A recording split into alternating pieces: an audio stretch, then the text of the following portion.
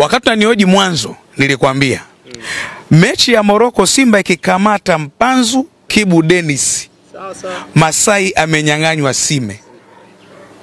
Lakini kwa mechi hii kama RS Berkane ikikamata tena hawa na kuwachakata kwenye mido,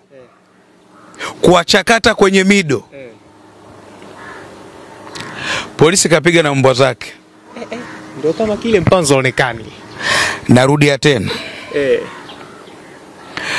RS Berkane ikimkamata Mpanzu, Kibu, Fabrice Luamba Ngoma na muongeza mwingine, ikishika hawa watatu,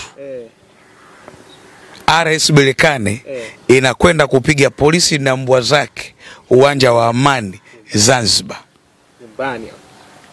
Sawa, kama ikifanikiwa kuwakamata hawa watatu. Ndio maana nasema 2% kwa Simba kushinda.